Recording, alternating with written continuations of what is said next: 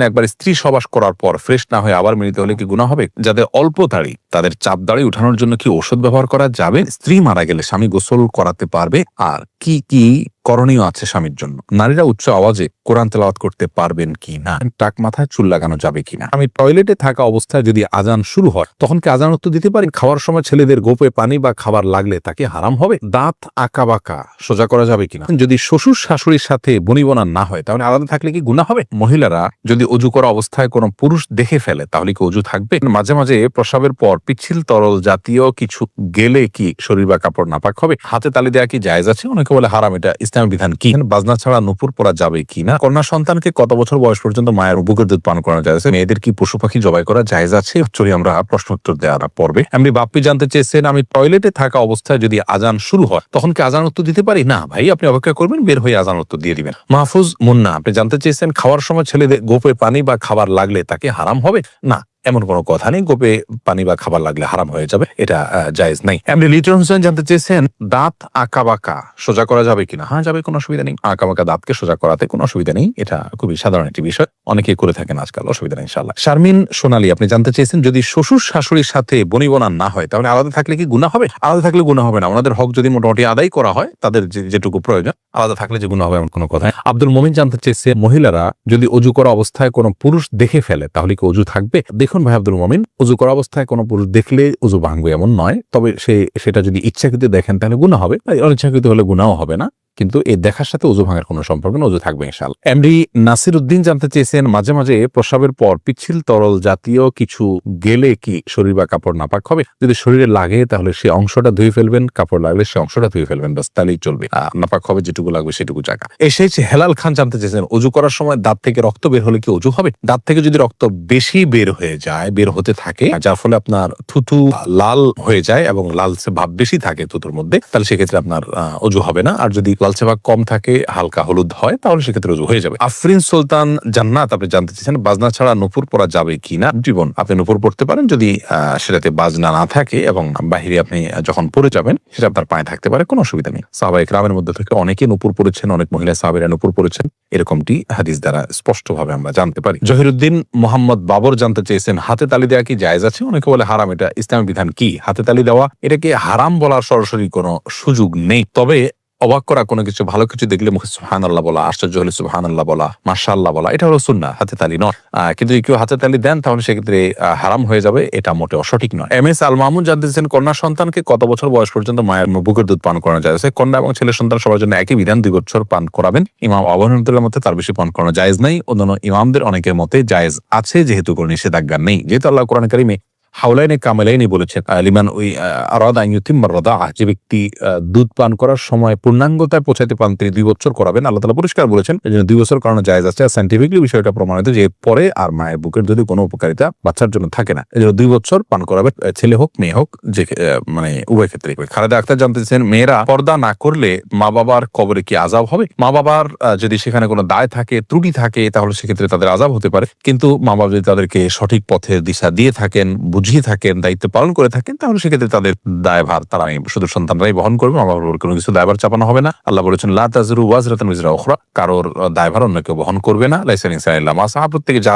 করবে তারই তিনি দায় নিবেন। তামান্না ইসলাম সেতু আপনি জানতে চেয়েছেন, মেয়েদের কি পশু পাখি জবাই করা জায়েজ আছে? বোন, অবশ্যই জায়েজ আছে।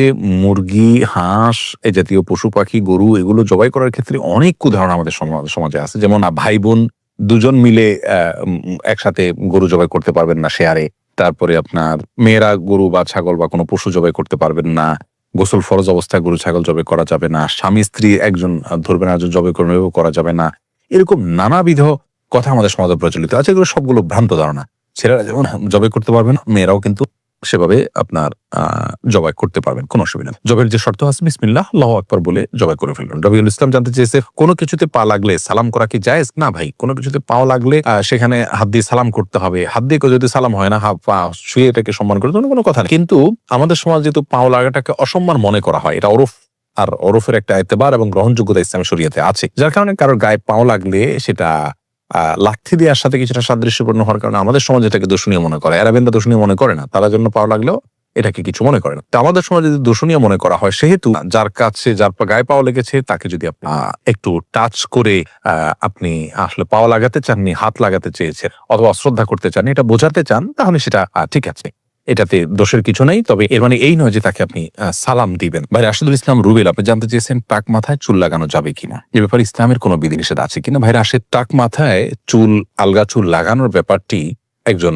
স্বাভাবিক অবস্থায় একজন মানুষের জন্য জায়েজ নাই, কারণ আল্লাহ রাব্বুল আলামিন বলেছেন লা তাবদীলা লিখালকিল্লাহ, আল্লাহর সৃষ্টিতে কোনো প্রকার পরিবর্তন করা চলে না। এখন কারো চুল পড়ে গেছে, তিনি আলগা চুল লাগিয়েছেন, এটা এক ধরনের প্রতারণার মতো। যেমনি ভাবে চুল সাদা হয়ে গেলে সেটাকে কালো করার যে একটা প্রয়াস, প্রবণতা, নিজের বয়স লুকানোর চেষ্টা, অথবা বয়স ছাড়াও অনেক সময় সাদা হয়ে থাকে, তো এই যে নিজের অবস্থার পরিবর্তন করার চেষ্টা, এই জিনিসটাকে ইসলাম ভালোভাবে দেখে না। অতএব এটাকে স্বাভাবিকভাবে রেখে দেওয়াটাই উচিত, এবং এখানে কোনো প্রকার লুকোচুরি করা এটা অনুচিত এবং অসুন্দর। এমডি আব্দুল্লাহ জানতে চেয়েছেন নারীরা উচ্চ আওয়াজে কোরআন তেলাওয়াত করতে পারবেন কি না। ভাই আব্দুল্লাহ, নারীরা উচ্চ আওয়াজে কোরআন তেলাওয়াত করতে পারবেন, তবে সেটি পরপুরুষের কণ্ঠ পর্যন্ত, কান পর্যন্ত যেন না পৌঁছে, সে ব্যাপারে চেষ্টা করতে হবে।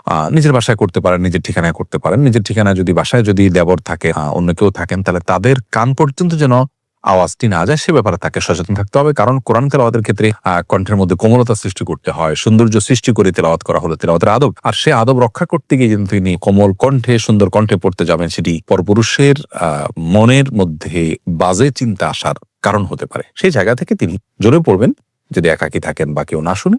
আর যদি কেউ শোনার মতো থাকে, তাহলে তার কান পর্যন্ত যেন না যায়, সেভাবে তিনি তেলাওয়াত করবেন ইনশাআল্লাহ। ফাহিম, আপনি জানতে চেয়েছেন স্ত্রী মারা গেলে স্বামী গোসল করাতে পারবে, আর কি কি করণীয় আছে স্বামীর জন্য। দেখুন, স্ত্রী মারা গেলে স্বামী গোসল দিতে পারবেন কি না, এই বিষয়টি ওলামায়ে কেরাম এবং ইমামগণের মধ্যে মত পার্থক্য আছে। ইমাম আবু হানিফা রাহিমাহুল্লাহর মত হলো যে স্ত্রী মারা গেলে স্বামী তাকে গোসল দিতে পারবেন না। তার কারণ হলো তিনি মনে করেন মৃত্যুর সঙ্গে সঙ্গে বৈবাহিক সম্পর্কটা আর থাকে না, ছিন্ন হয়ে যায়, যার কারণে তারা মাহরামের মতো হয়ে যান।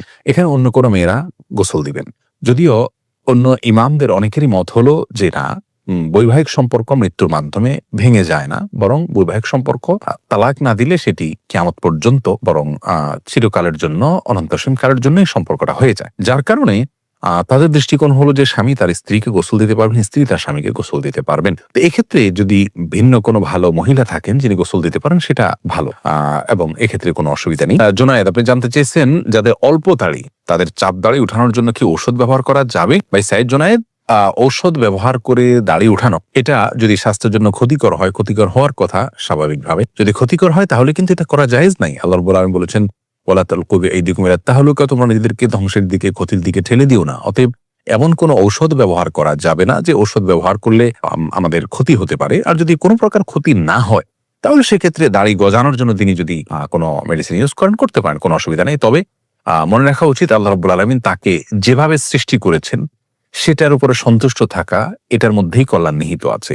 চাপ দাড়ি বা গাল ভর্তি দাড়ি হলে অনেক সুন্দর দেখা যাবে, সন্দেহ নাই, কিন্তু আল্লাহ রাব্বুল আলামিন আমাকে যেভাবে সৃষ্টি করেছেন, আল্লাহর এই ফয়সালায় সন্তুষ্ট হয়ে যাওয়া, এটার ভেতরে কিন্তু এক ধরনের তৃপ্তি আছে, এর মধ্যে এক ধরনের শান্তি আছে। এই জন্য এই ধরনের পথগুলো অবলম্বন না করা ভালো।